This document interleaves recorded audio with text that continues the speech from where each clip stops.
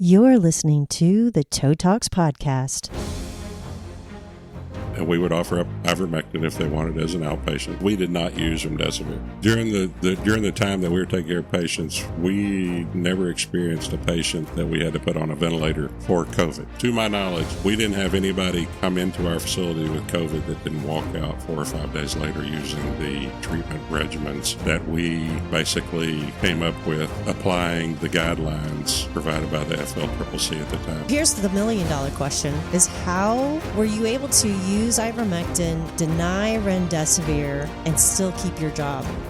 What would you say to me if I told you there was a U.S. hospital during COVID that had doctors who treated patients early, prescribed ivermectin, never used remdesivir, never used ventilators for COVID patients, did not wear masks, weren't COVID injected, and as a result had 0 loss of life due to COVID infections for both medical staff and treated population? You'd probably say you're living in an alternate universe and that occurrence was an impossibility. Well, hold on to your lug nuts. We are about to embark on the naked truth about the dark reality of the pandemic, as there could have been a very different outcome if doctors had stuck to their training and patients advocated for themselves.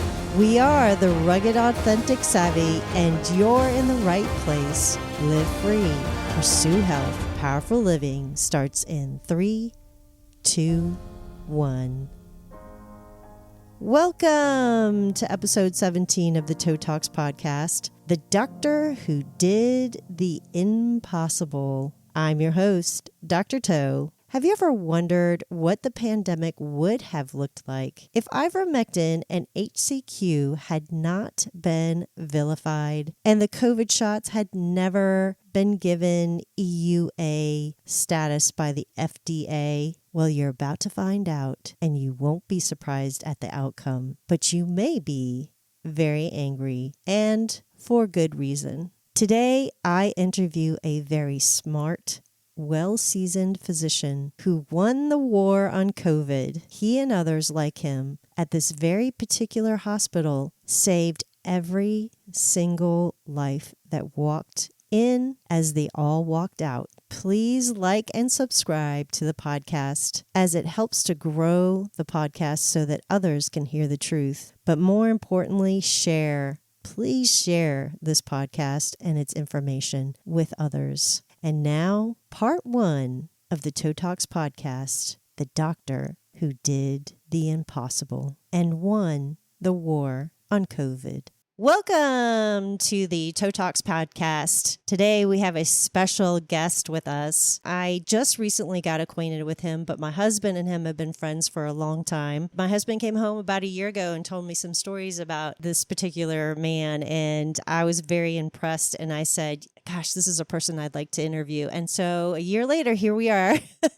He is going to remain anonymous because of some of the topics that we'll be talking about. Some of them are personal and some of them are touchy subjects in our world today, especially if you work in healthcare, unfortunately. But I think it's really important for us to talk about these things as healthcare workers because there is a taboo around them. Unfortunately, the truth needs to be told. Unfortunately, that truth can cause major consequences for us, as we've seen in the past. So I am going to call him Doctor, and that is all we will know him as. Why don't you introduce yourself and just tell us a little bit about yourself? Sure. Yeah, I've been in medicine now for about 34 years. Practiced emergency medicine ostensibly. Spent a time in the military and working in the global medicine scene with the military. That's my public health background, if you will, global medicine background. But I've been in emergency medicine for the last number of years in the civilian sector. That's awesome. So you can already tell that the doctor here has some great background. Military combined with medicine. This is a great conversation about to happen here. I wanted to talk about your experience with COVID, in particular, your success in the environment that you were in, which was the emergency room environment, that I think is very unique, and just thought this is something that listeners would probably be interested in hearing about. Sure. I work mainly in a rural America type emergency room setting, very small rural area. When COVID-19 was named, we obviously had already been dealing with it. Just nobody knew what to call it. We had boots on deck experience in dealing with sick people with viral illness. And then it was given a name. And then as everybody realizes, all the stigma started being attached to it, and some good direction, some not so good direction, a lot of non-scientific direction came along. And so we were struggling, like everyone was, to provide the best care we could for patients that were under our care at my facility. Long story short, the medical director for hospital medicine and myself, being the medical director for emergency medicine in our facility, got together, and the emergency medicine side of it is pretty straightforward. I mean, the treatment of a viral illness is the treatment of a viral illness regardless of the etiology of it. So whether it was COVID-19 or name any of the other millions of viruses out there, didn't change what we did in the ER so much. Our evaluation was a little bit different, trying to sort out wheat and chaff, with what exactly the viruses were. And of course, if it was COVID-19,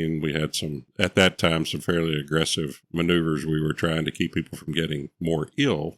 So in our facility, the conscious decision after some pretty rapid research, but paying attention to everything out there, we basically applied the FLCCC at the time. The name was the organization, the Frontline Critical Care Coalition. Their basic guidelines or recommendations, they weren't even guidelines. They were making recommendations based on information that they were assimilating literally from around the world, real time, every day. So we kept up with this on their real-time dashboard, and we're making adjustments along the way as well. The short version of a long story is that our successes were, and I can say this to my knowledge, and I'll qualify that to my knowledge, and I had pretty good knowledge.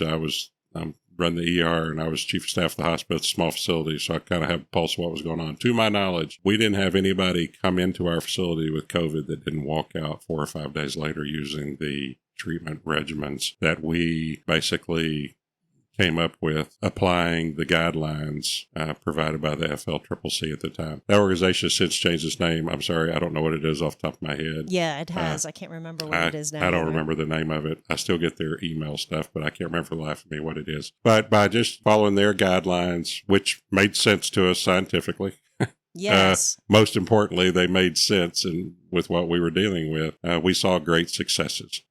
Which was unheard of in that time and place. Yeah, in my region in particular, other hospitals in our area, which there were none super close to us, but other hospitals in my region, I'll call it, were not having those successes. We were seeing the same cohort of patients, basically. So it's not like, well, we were taking care of the not sick people and they were taking care of the super sick. A lot of it just had to do with our approach, I believe, and the medical science that we were using to help people weather the storm, so to speak. Can you talk about what that protocol was? I can't tell you off the top of my head. That was a long time ago. Yeah. But it involved we used ivermectin, which was greatly scrutinized by the state I was in.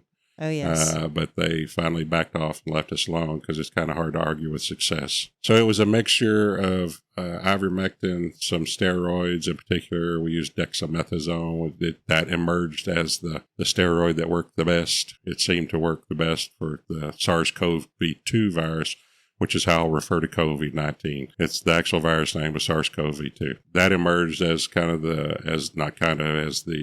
steroid of choice. So we used dexamethasone.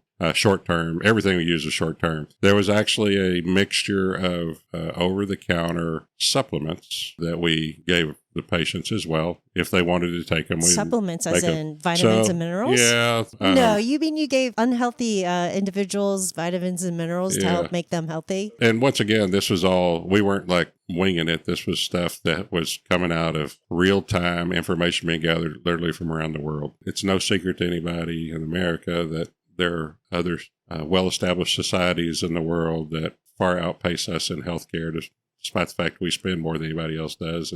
And because, in my opinion, they tend to be more health conscious focused, not so Yes. disease focused. So Yes. we wait for things to happen and then try to sort out how Yes. to fix it. Absolutely. A lot of the progressive part of the world, sophisticated parts of the world, try to stay in front of things. So, having said that, we had I'm going to use the word cocktail for lack of a better word of over the counter supplements that people could take, and all of our inpatients that I know of would take them. They're like, if that's what you say to do, that's what I'm going to do. Now, I said we didn't have a protocol in the ER. We used that same handout. That if we had somebody came in that was COVID positive and really asymptomatic, we would give them those handouts. Say, hey, we recommend this. It's not a cure. It's just to support your immune system, and some information that's coming in real time from around the world shows that there's active support. Yeah. So I'm sorry I don't have that list in front of me, and I can't tell you off the top of my head because I haven't given that out in probably 2 years. To be fair, so. Honestly, like when my husband was in the hospital and I asked for high dose vitamin C IV and high dose vitamin D and zinc, they looked at me like I had 3 heads. Yeah. And they actually said, oh, we don't have any high dose vitamin C in the entire state of Virginia except for at VCU, which I realized later on they were doing a research project on it. Right. So that in itself is unique that you were actually giving sick patients vitamins and minerals. Well, that zinc. I mean, zinc. Here's the thing about zinc. Zinc has been known to be virucidal since, I'm going to say, the dawn of man. That's not a secret. I mean, people have been using vitamin D. People have been using zinc homeopathically, which Yes. I'm not a homeopathic physician per se, but I'm not opposed to it. The application of there is science in homeopathy, things that people have been doing for hundreds, if not thousands of years at work. You can't hardly look at them and go, oh, that doesn't work. Well, it does. I mean, there's empirical data, and it's just well known that zinc in and of itself is virucidal.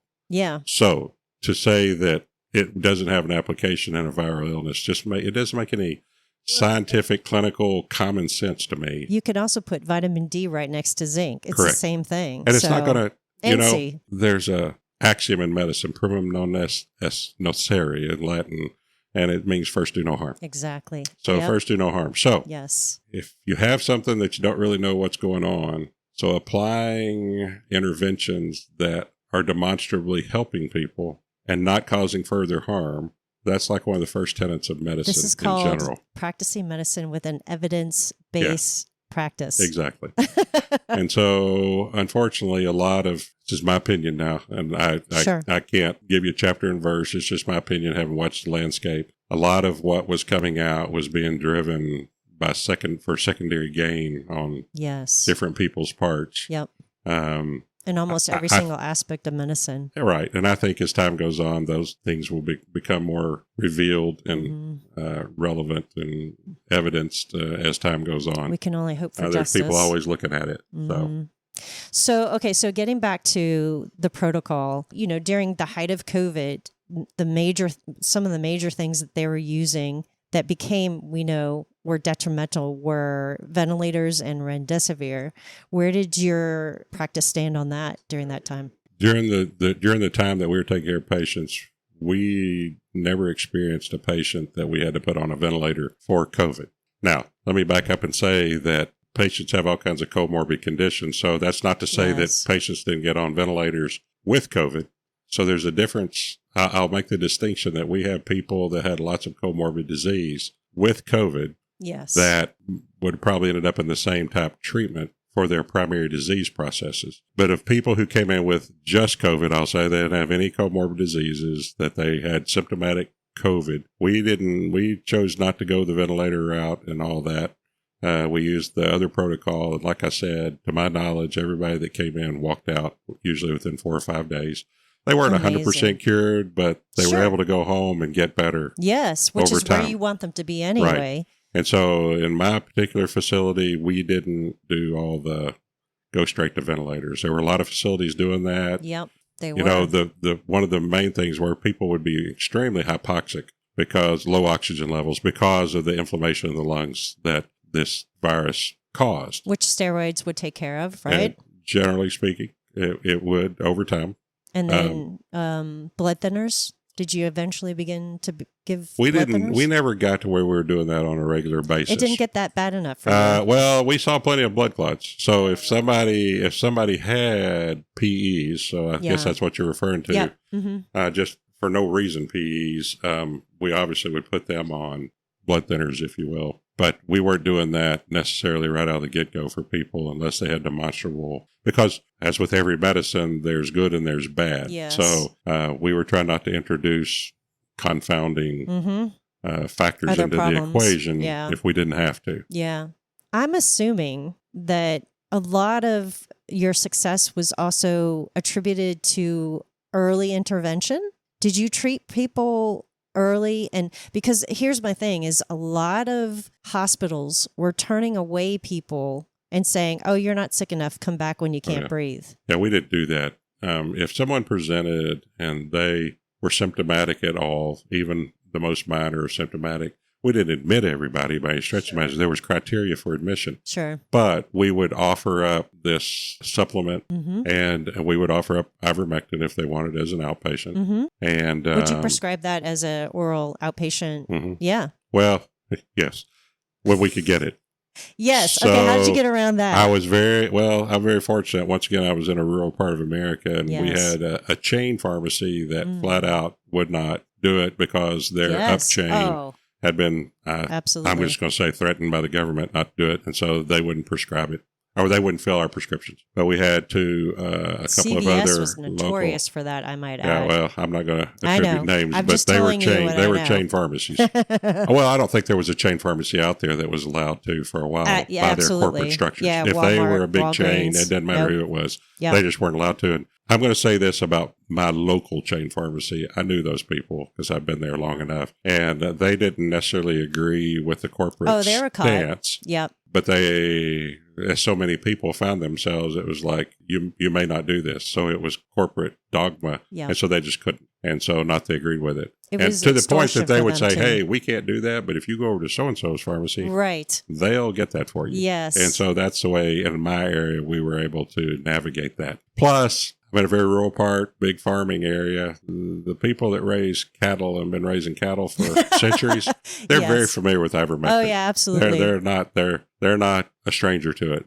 So frankly, they were going to the Tractor Supply or whatever and buying the stuff Yep. that they would give their cows and taking it themselves. That's what Now we were doing. we kind of intervened in that when we found out people were doing that because there was the ivermectin was given a bad name right off the bat because Yep. of people quote unquote overdosing on it, and it's like, well, tell me about those cases. Well, there's a case where a gentleman went to a place like a Tractor Supply. I'm not saying it was Tractor Supply, but went to a house where he could get the stuff. Got one of the big tubes of ivermectin paste. Decided to take the whole thing. If a little bit's good, well, as you know, if you work in medicine, everything's weight based. Yes. And he forgot to read It's the part like there where 5 it horses. says where it's like this is for an 1,800-pound bull. Yes. So my gosh. yes, he quote unquote overdosed himself, and it made him sick, but it didn't kill him. And Yeah, So we actually came up with guidelines for the community. It's like, okay, if you're going to do this, this is how you weight-based dose it and measure it out. You have to figure it out. And so we provided some public health guidance, if you will. See, that's great. To the community, and it cut down on all those collateral side effects. Information is helpful. Frankly, people trusted us to help them at that point. That we weren't part of the... Yep. Well, and ivermectin is probably the safest drug in the entire world. Its safety index is better than that and hydroxychloroquine. Yes. We were using some hydroxychloroquine, and people were freaking out about that, like it was brand new. I'm like, it gets hydroxychloroquine's been around forever.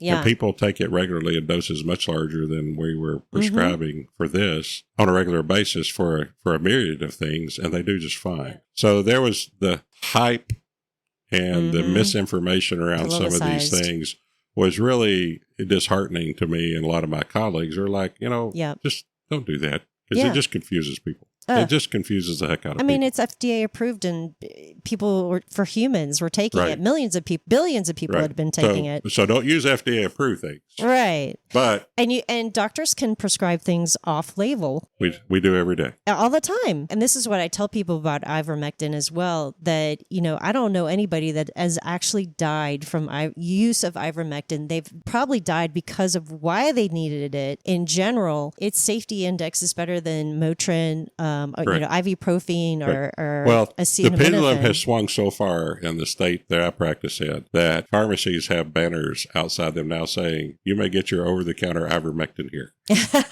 That's how far the whole pendulum has swung. Yeah, well, so there are states now that are making it over the counter, which it's always been in Europe. You're right next to the Tylenol and Advil. So anyway, right. Okay, so that in itself is remarkable. We're going to come back to that in a second. But what about remdesivir? Because this was one of Fauci's babies, was remdesivir, and we knew the research behind remdesivir, which I assume you did too, because it sounded like if you're connected with the FLCCC at that time, you would know. So remdesivir, especially early on, did not have a great track record. Mm-mm. And there were all kinds of names for it other than remdesivir, which I won't get into. Yes. But the bottom line is I'm going to tell you what he said. The nurses started calling it remdesivir. Yeah.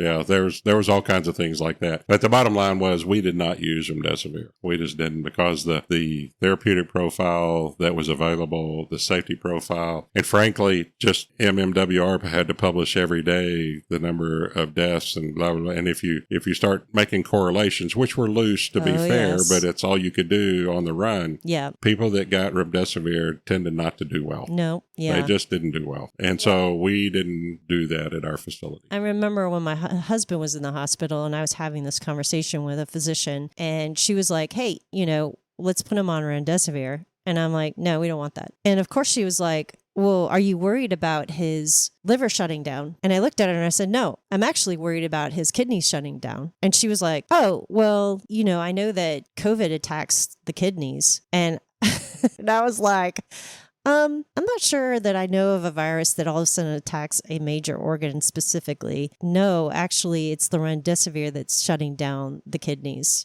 Because of renal failure. Yes, which then would cause what they would call COVID lung. Right. To put them on a ventilator. Right. And then you would die. And that's pretty much what I told her. But she, and I'm armchair quarterbacking it because I'm talking to her on the phone. So I have no idea what her facial expressions are doing, but I could tell that it was a stone wall. I'm like, hey, you asked me. I'm just telling you, we don't want it.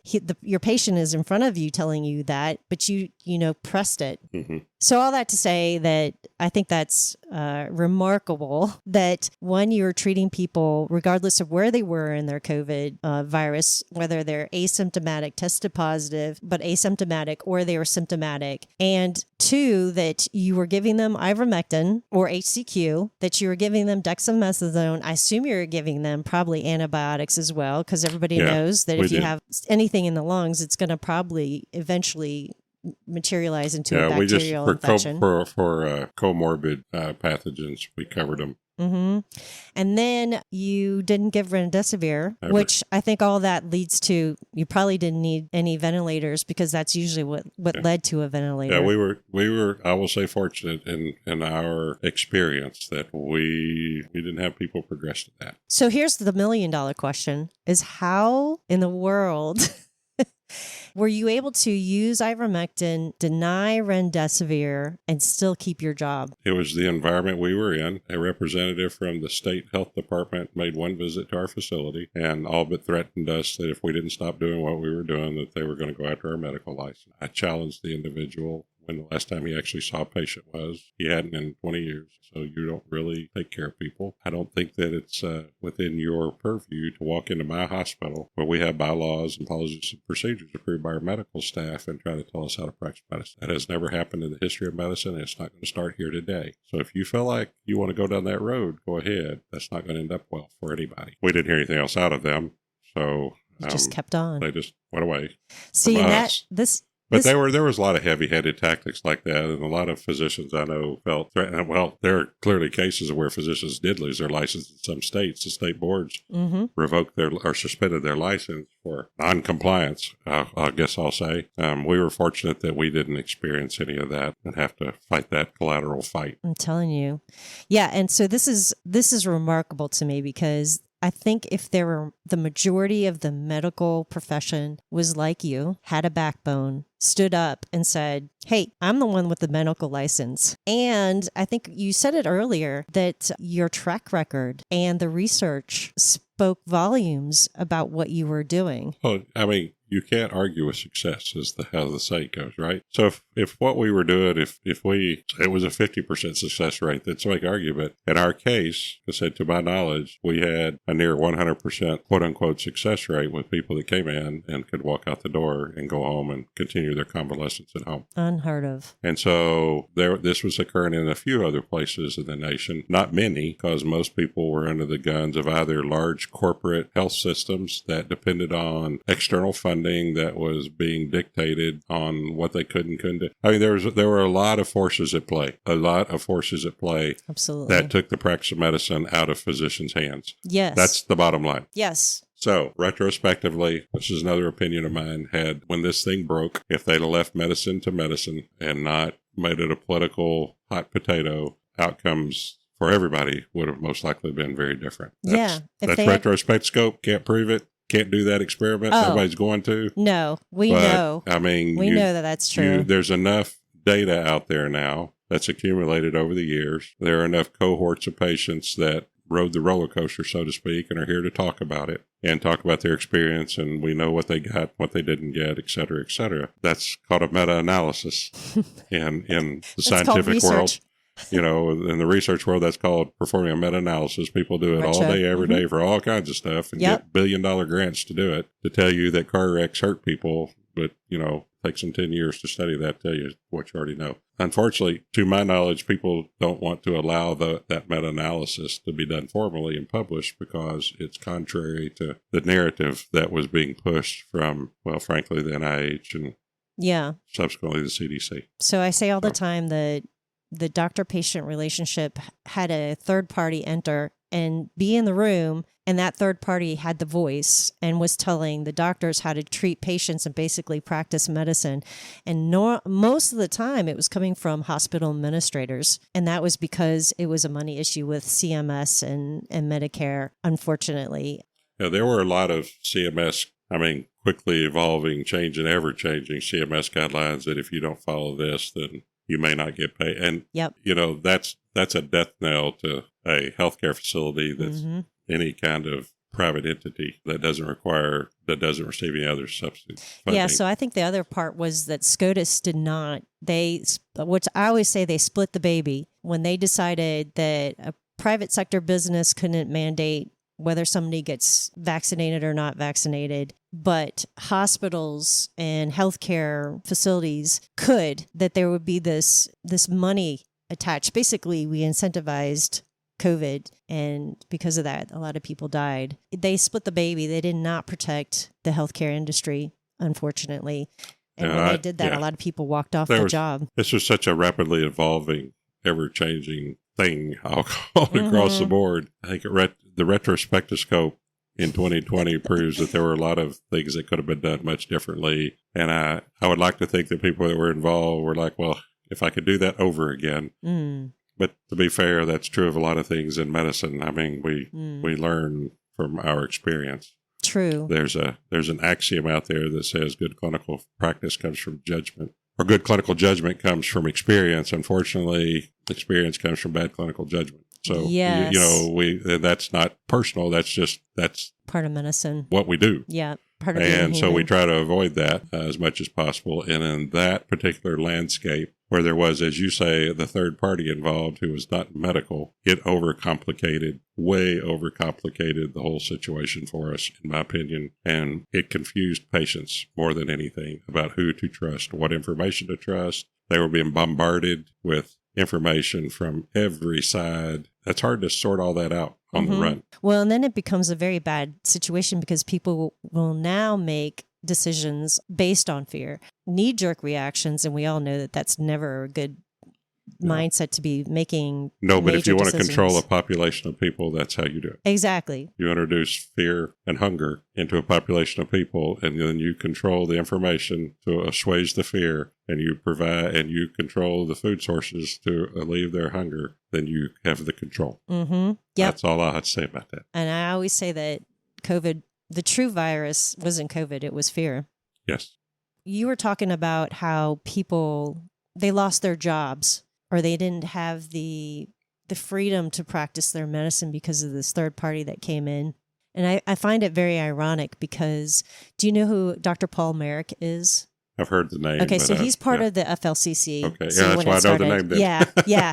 And, well, the reason why I know him is because he actually worked in a hospital. It was a hospital here in Virginia, and he was giving ivermectin to his patients. And basically the hospital administrators told him, you can't do that. It was within days that he got relieved of his position. And some of the patients, the current patients that he was treating that were turning around, that were in critical care, passed away because they withheld ivermectin from the patients. So it's just unfortunate, because I think if more people had stood up, people like Paul Marik wouldn't have been just the tip of the spear. I don't know any other names off the top of my head, but I know there were a lot of cases of physicians that some even had their medical license suspended.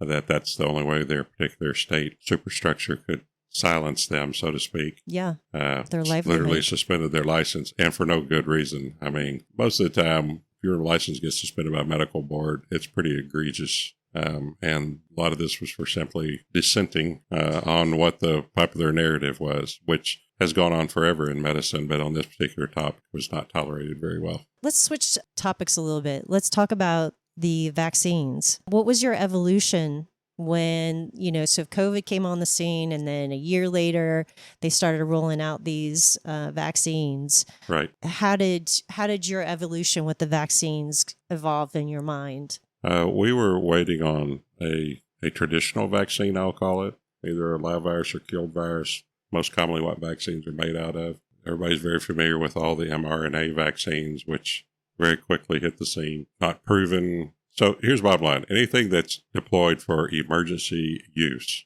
has not gone through any kind of rigorous testing. It's just thrown out there. And so if you choose to participate, and everyone who did signed a piece of paper, whether they know it or not, saying they knew that they were getting an emergency use medication. Experimental. And if anything bad happened to them, they couldn't sue anybody about it. So in the pile of paperwork they signed that piece of paper. It's the only way you can give it to them. And which really isn't informed consent. That's another whole...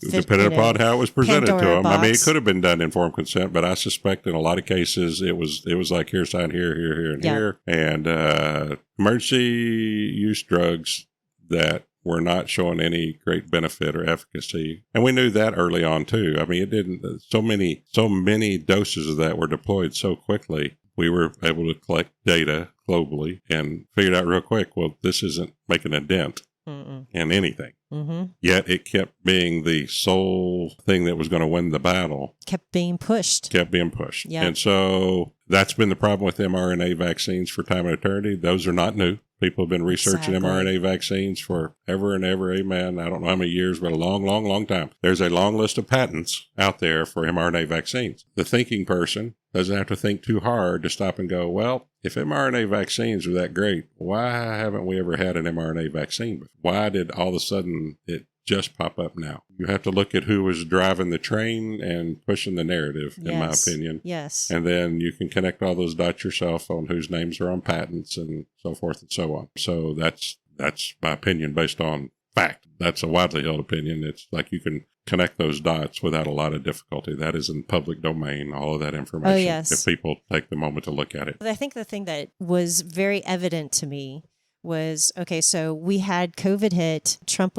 Donald Trump was in office. Then he started talking about Operation Warp Speed. And all the Democrats were like, we're not taking that. No, we're not taking that. And then an election happened. And then there was a change of guard and Biden got into office. And then all of a sudden, the narrative flipped, and now all the Democrats are like, yeah, everybody get it. And I was like, and it was mandated. Something, yeah. And then later it became mandated. But I was like, something is very wrong here. Because first of all, I was on the wrong side. I was a huge supporter of Donald Trump. I was totally against this Operation Warp Speed because of the things that you were saying.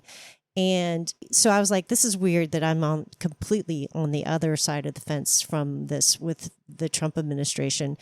And then I'm on the Democrat side, right? And then the Democrats get into office, and now all of a sudden they flip their narrative and are fully on board with Operation Warp Speed. And I said, something is really wrong. And it was in my gut. And then obviously, you know, because of all the research that I had done, I was like, there's no way this is going in any of my arm or anybody in my family's arm or anybody I care about, because I know it is a bad thing. Once again, emergency use. Yes. Experimental. And that there are thresholds for deploying new vaccines when and every drug goes through a clinical time trials period for being certified, if you will. Yep. So in emergency use, you're just allowed to cut the corners. You don't have to get the N up for the number of people. And however, because of the mandates that were worldwide, there were billions of doses of this stuff given in a very short period of time. The public health superstructure / infrastructure was doing a very poor job of assimilating the data, which should have been collected and applied to the certification process. Was that by design or was that by benign neglect? I don't know. I can't speak to that authoritatively. But we know millions of doses were given really, really quick. To say that there wasn't an N adequate to remove the vaccine from emergency use to a certified vaccine, if you will, a licensed vaccine, doesn't make sense. Under EUA. Well, there's one. But it's not sold in the United Correct, States. but there's one that kind of got FDA approved. But to your point, the one live attenuated, or actually it was a killed virus, the one Johnson & Johnson, I think, made it, not to get into name calling, but I think theirs was the one that was the more traditional vaccine. You know, they got shut down at one point for a while for no good reason, but it was like, you can't give that anymore. And then all of a sudden it came back. You know what my opinion is on that? I think it's because it was one shot. It wasn't in the payer stream. Right. To those involved. Exactly. That's what I'm saying. They weren't. There weren't going to be part of the 2 kickback. shots and boosters on end. Yeah. That was just all very strange the way that happened. And like you said, to this day, here we are, how many years on, 5 years on, and a bunch of these things are still emergency use. It's like you would not allow that in any other situation for any other medication at any time. Well, it would not be allowed. With as many people that have taken it by now. The research is done. Right. It would have been, off the EUA board and onto FDA certified. Yeah. That part of it from a pure science standpoint and a regulatory standpoint is mind-boggling. Absolutely mind-boggling. And here's the other part to that is this is why they had to vilify ivermectin and HCQ, because the FDA could not have given these jabs the EUA status if there was something that could be written off-label. Correct. There was something else out there. There's an alternative. And in my opinion, ivermectin is the COVID cure. We did not need any of these jabs. Well, no, because it's virucidal. I mean, it kills the virus. It stops the replication of the virus. It doesn't kill it. It stops replication, which is all any antiretroviral does. It just stops replicating. Therefore, the virus dies. Exactly. In the host. So that's the way those medications work. The mRNA vaccines were not doing that job at all, as you would expect, and for good reason. I go back to say, if mRNA vaccines were the quote-unquote cure, why haven't they ever been commercialized before then? So there were some opportunists who were in positions of influence that had special interest, in my opinion, in that particular line of vaccines, who were able to leverage them onto the playing field and, frankly, suppress anybody else's efforts to come out with a better vaccine or a more useful vaccine. Those things are out there now, but none of them are approved either, as far as I know. So the root problem to all of that is the mRNA technology has not been perfected, and they keep using that as the base. Well, it's unstable. Yeah, that's the bottom line. It's an unstable. So anything that touches that is going to fail at this point in time. I mean, it's easily manipulated, which is why it's looked at. I get that part, easily manipulated. But it's for the same reason, it's very unstable. Hence the reason that when the vaccines did come out, I don't know if you remember all this, but they had to be kept frozen. And then once you thawed them, they had to be used in X amount of time. Yep. So I was like, well, why is that? We don't have to do that with any. Now, the vaccines you have to keep cold. They have cold chain storage, but not frozen. And then from they're thawed and have to be injected. Well, they're too unstable if you let them go. Well, then that's a once problem. again, this is a common sense thing. It's like, then that's a problem. Mm-hmm. That's problematic. Let's not even talk about what's in them, but let's just talk about that's just problematic. how it's unstable impractical, it is. you know, to be able to. Yeah, it's problematic. And now we come to it. So what? So what, Dr. Toe? Well, this story needs to be heard by people around the world. Why? Because this story is the nail in the coffin and a solid confirmation that the way COVID was handled by governments, health agencies, hospitals, and healthcare workers around the world was a 100% complete failure. We must never give away our financial freedoms ever again. And we were right. Natural immunity is king. And there's no such thing as asymptomatic spread of a virus.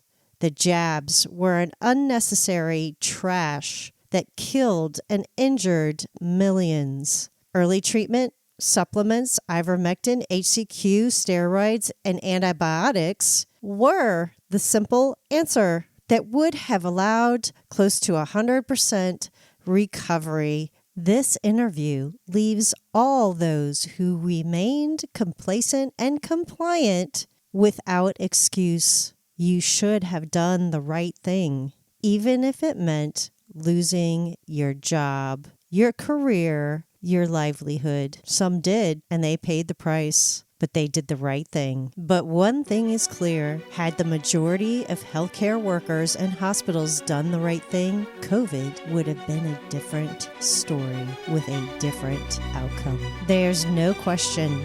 Late treatment, remdesivir, ventilators, antigen and PCR testing, masks, jabs, and social distancing were all bad medicine, and in some cases, death sentences. A retroactive meta-analysis study needs to be done comparing this hospital to other hospitals during COVID. But the question remains, who will be brave enough to do it?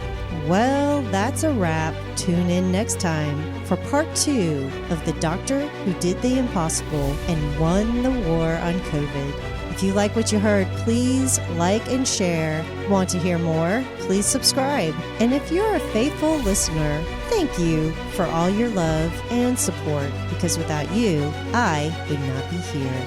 I'm glad you're along on this journey with me.